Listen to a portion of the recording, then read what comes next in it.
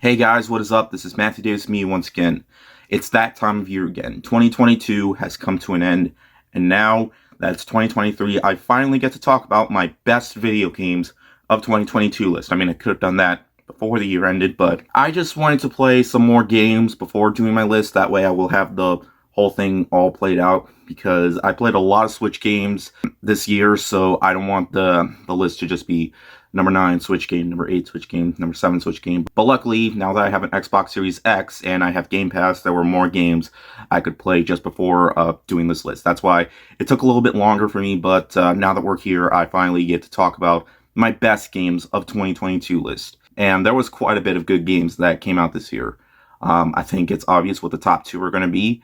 I feel like when making this list, the first top picks were really easy, but the bottom few were actually a little bit harder for me, so I just had to make sure that I put them in the right order that I wanted the order to be in, so I feel like I got the order right for my list personally. This is just my personal list. These aren't necessarily the top 10 absolute greatest games of 2022 in the world. No, this is just my personal favorite games of the year list, the ones that I had the most fun with, the ones that I were the most engaged with in terms of storyline or gameplay. Without further ado, let's begin. But of course, as always, have to give a shout out to a few honorable mentions, which include LEGO Star Wars: The Skywalker Saga, Tiny Tina's Wonderlands, Pokemon Legends Arceus, Evil Dead, the game. I know I only gave that game a 3 out of 5, but I feel like with the updates that it's been getting, it's gotten better over time, so I do recommend the game. Dying Light 2, Multiverses, Kirby and the Forgotten Land, and Splatoon 3. Now, without further ado, let's begin. At my number 10 spot would probably be my Lecter Boys' favorite game of the year, and that is Stray. If you're a massive cat lover like me, then chances are that this game was made for you. I have been a cat lover my whole life, and how I have gotten big into the gaming world, I feel like this game was certainly made for me. It won Best Indie Game at the Game of the Year Awards, and I feel like it rightfully deserves so. This is a very engaging game that is just more than a cat simulator. It has a story to tell, while the characters aren't necessarily that memorable, except for the cat and his companion throughout your journey.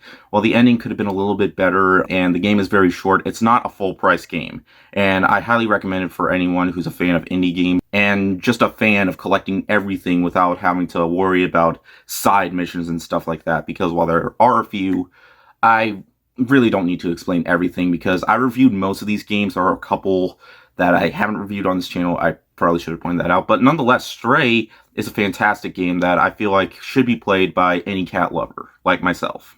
Coming in at my number 9 is probably the gnarliest game of the year, Teenage Mutant Ninja Turtles: Shredder's Revenge. This is one of the few games that I didn't review. I've been wanting to play this game all year. I just wanted to wait for the right moment. When I heard it was on Game Pass, that was perfect. I did play it, and I had a lot of fun. I really enjoy the Ninja Turtle arcade games. I mean, I have an arcade cabinet over there, and this is by far one of the most fun that I've had. I think Ninja Turtles, Turtles in Time is the better Ninja Turtle game in terms of its gameplay style and how well that game has held up. I feel like Shredder's Revenge should definitely be played by any Ninja Turtles fan out there. Well, I'm not big into the Turtles franchise, but I do like the license, and I feel like this is truly a love letter to fans who grew up with the old style games. And while the game is progressively short, I mean, it still shows that beat 'em ups still exist. I mean, with this and Scott Pilgrim vs. the World, the game, I feel like it's safe to say that the world still knows how to do beat 'em ups for the home console genre. And it's by far the most fun that I've had with a beat 'em up in a really long time. And yeah, just play it if you're a Turtles fan. It might not be too long, but again, it's on Game Pass, and it's not, it's only $25, so I feel like it's definitely worth your money and your time. Coming in at number 8, I have A Plague Tale Requiem, another game that I haven't reviewed on my channel, but I've been playing a lot of, and I was really engaged by it. Necessarily, the gameplay isn't the flat-out best, but I feel like its concept works in the best possible way with its storyline and its characters. I was really surprised with how much I like the characters in this game, and how much I dig the storyline, and how this one girl is trying to protect her younger brother from just being like taken down because he has a disease that causes rats to. But the main character, Amicia, never gives up on her younger brother. She has a very strong relationship with her younger brother, and that's really what kept me going from, the frustration I've had with a lot of the stealth missions. And yeah, it's a stealth third-person game. If that's not really your style, then chances are you're not really going to enjoy this game as much as other people did. As for one who isn't that big into stealth games other than Metal Gear Solid, I found myself really digging what was happening. I mean, it kind of reminds me of a Dark Souls world, just with people that are still there in that world and not just mutants all the time. It's a flat-out engaging game, and one of the most engaging of the year. Even though it's definitely far from being a flat-out fun game, I feel like it's definitely a very engaging one. Its story and characters definitely are the reasons to play this game, and it's on Game Pass as well, so I recommend it. Coming in at my number 7 is probably the most underrated game to come out this year, Nobody Saves the World. I looked on Metacritic, and while it did receive mostly positive reviews, there really wasn't that many people talking about it. And I don't see why, because this is a very unique roguelike RPG with tons of quests that you can do. Despite its look, the game manages to have a lot going for it. An open-ish like setting, kind of reminding me of Legend of Zelda: Link to the Past a bit. There's tons of like hidden areas you can do, as well as side missions you can do, while also trying to save the world. You play as this one guy who gets a magic wand. You can like turn yourself into other different characters with other different abilities. And when you play as other characters, you're doing quests for them and how they all share the same level up system. It makes the game never feel boring or stale. It makes the game just feel more engaging as you progress. And the game never feels too hard. I mean, you can grind a bit to make your character stronger.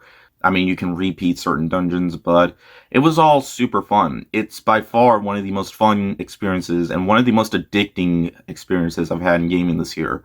So yeah, a lot of people should have been talking about this game more often because it is more than worth their time. And again, it's on Game Pass, so no excuse. At my number 6 spot is a sequel to one of the most surprisingly great Nintendo Switch games of all time, and the sequel manages to surpass that first installment in every single way. Mario plus Rabbids Sparks of Hope. I don't think anybody expected the first game to be so good, but it managed to pull it off. And this game manages to pull it off as well, with a more open-like setting and brand new characters with dialogue, with a strategic XCOM-like setting. It was all just so fun, and while the storyline isn't that long, I feel like it has so much to collect that makes it absolutely fun to try in 100%. It actually has new characters that I actually really enjoyed. They had a lot of personality to them and a lot of charm as well. It makes the game just so endearing and just never felt like it was just trying too hard to be funny, because it manages to be funny in the way that it's supposed to be funny. It's by far the best Rabbids game out there, and it's by far one of Ubisoft's best games out there, if you really count. Well, I mean, Nintendo and Ubisoft, they're both Nintendo and Ubisoft games, so I count it. So I can needlessly say that while Ubisoft hasn't had the best track record in recent memory, I can definitely say when it comes to the Mario plus Rabbids games, they managed to really succeed in almost every single way. At my number 5 spot, I have Bayonetta 3, one of the most controversial games of the year, not because it was violent or anything like that, but just due to the fact that they had to change the voice actors. And honestly, I feel like that shouldn't be a problem at all, because while playing this game, I hardly noticed that Bayonetta's voice had changed. Performance-wise, the new girl is just as good as the old one. I forgot their names, but they're both fantastic, so it really shouldn't be a bother. You play as different characters as well, who I surprisingly really enjoyed playing as. Not as much as Bayonetta, but when it comes to Bayonetta 3, I don't necessarily think it's the best in terms of a flat-out game, but in terms of its combat, I feel like it's by far the best and most entertaining. With the amount of weapons that you can get for Bayonetta, it was just so much fun to do. While it's also not as long as I wanted it to be, and while there are some sections that were a bit irritating in terms of puzzles, I feel like the combat is definitely what saves it. And Yeah, story-wise, it's kind of weak, but you kind of expected that because Bayonetta isn't known for having good stories. No, Bayonetta is best known for having great combat, and the combat definitely delivers. I feel like it was definitely worth the wait. It's not the best game in the series, but I think it's by far the most fun in the series in terms of its new arsenal of weapons. I still consider Bayonetta 2 the best one, but this is still a great way to end this great trilogy. Though I've heard there was supposed to be a spin-off game coming out, and I kind of do want there to be more games in the series, but we're just going to have to see where that goes. In the meantime, I recommend playing all three games, which includes this one. At my number 4 spot, I have Horizon Forbidden West. Some people actually kind of forgot that this game came out, and I don't really consider this game to be forgettable at all. I mean, this was a sequel that really paid off.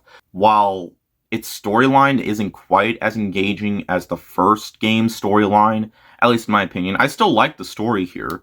I mean, that's definitely where some of the criticisms come from, but if you didn't come for that, the world and the combat is what should really satisfy most gamers if they are kind of disappointed in the story. It has a lot to offer in its world and its design. Playing as Aloy once again feels oh so satisfying with the amount of skills you get, with the combat style, and with the amount of new creatures and new bosses that you can take up upon even after the main storyline, and I think we might be getting DLC. If that's the case, I am all on board. This is by far one of the best games to play on the PS5. It certainly managed to deliver in a lot in terms of its combat, graphic style, and somewhat decent storyline. It's certainly not quite as good as the first game, but I still think this is a great new installment for this brand new franchise.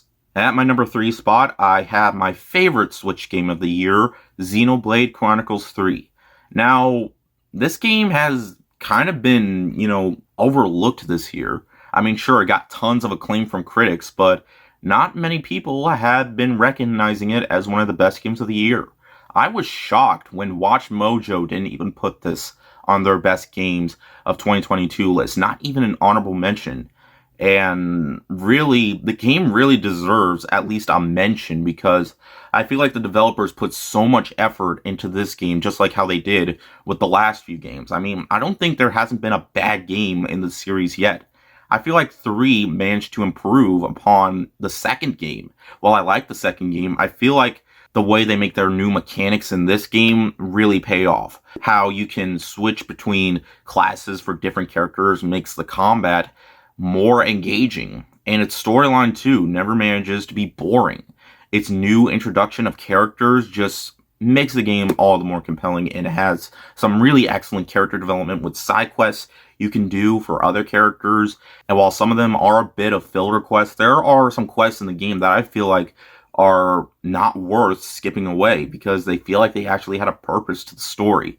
The game has so much to offer in terms of its content. This is the most time I have ever spent in a Xenoblade Chronicles game, and it's one that I'm not going to forget anytime soon, and it's one of the best games that I think there is to play on the Switch in terms of RPGs, JRPGs.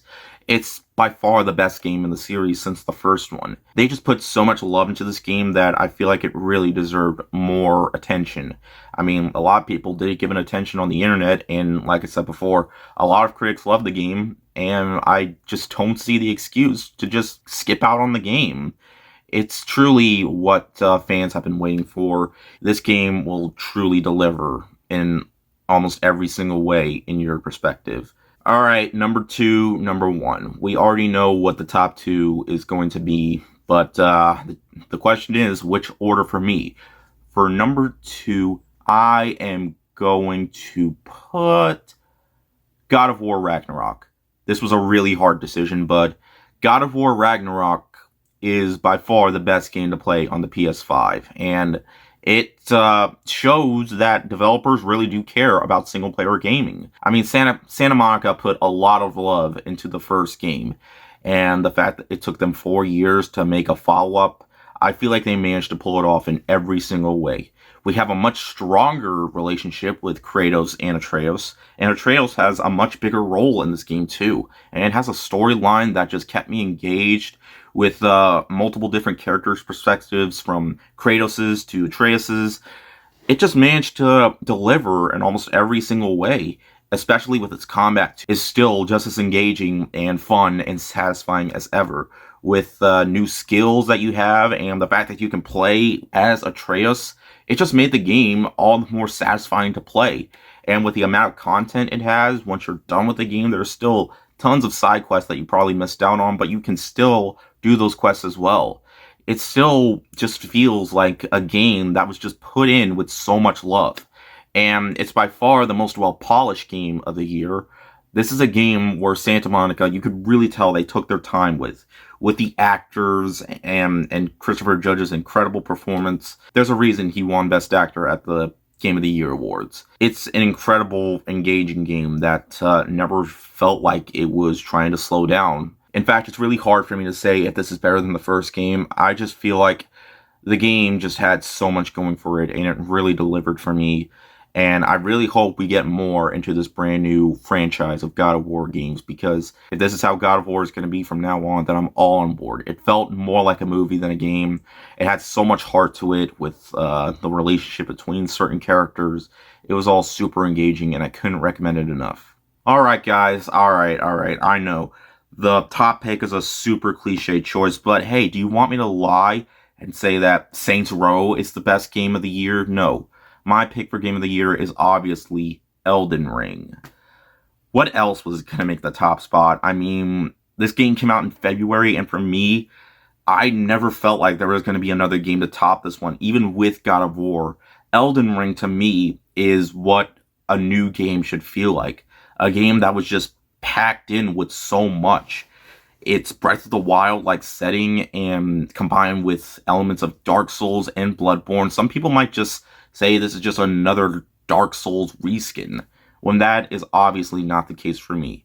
From Software went all out. This is basically a love letter to those who've been playing the Dark Souls series since the very first game, which was Demon's Souls. I mean, I haven't played the games till 2016, and I was already super engaged. I mean, after playing and beating all the Dark Souls games, except for Sekiro, because I don't really count that one, I was more than ready to play this. This was the game I was the most excited to play, and I could tell this was probably going to be one of the best games I ever played, and it is. The game just had so much going for it with its bosses, and there was just so much for me to talk about. I had to make a two-parter episode of this. When I first reviewed it, I didn't finish it. But when I did finish it, I did part 2. And again, there was just so much to talk about that the game just didn't feel like it was just relying so much as to just pay-to-win games are, like Diablo Immortal or anything like that. No, all you need is the game, and boom, you're set. You're going to suck a lot, you're going to die a lot, but there are so many classes to partake in, so it's always great to see that there's a different playstyle for any other player out there who is suitable for any type of class out there. So it shows that there is so much that the game is going for that it tries to make any gamer fully satisfied, even if you're really bad at the game, because you are going to be bad once you first start playing, like me. But it's just that type of game that you never seem to want to give up on. I never gave up on it, and with its surprisingly really engaging storyline, and probably the best storyline out of all from Software's games, it just made the game more compelling. And with the side quests that you can do for other characters, and how it's still a Dark Souls-like game, and it's still not going to hold your hand, but it's by far the lengthiest game in the whole Dark Souls-ish universe, or the From Software universe. Yeah, that's the best way I can put it. You see, so much care was put into this game that even after launch, it did have problems, but From Software immediately wanted to fix those problems, and now I think it's better than it ever was. And when it does get announced for DLC, you bet your ass that I'm going to be on board, because there was just so much care put into this game, with its combat style and its world, with its amount of content, with all the hidden areas there is to explore. It's this year's Breath of the Wild, in my opinion. Even if you didn't like the game or just feel that the game's overrated, you cannot deny. I feel like this game still needs to be respected for how much that the developers put in here, because it shows they really care, with its beautiful art style and mechanics that separate apart from the other Souls-like games. This is everything I wanted from a From Software game. There's a good reason it won Game of the Year. I feel like it more than deserves it for how much effort they put in here. This is truly what Game of the Year looks like, in my opinion.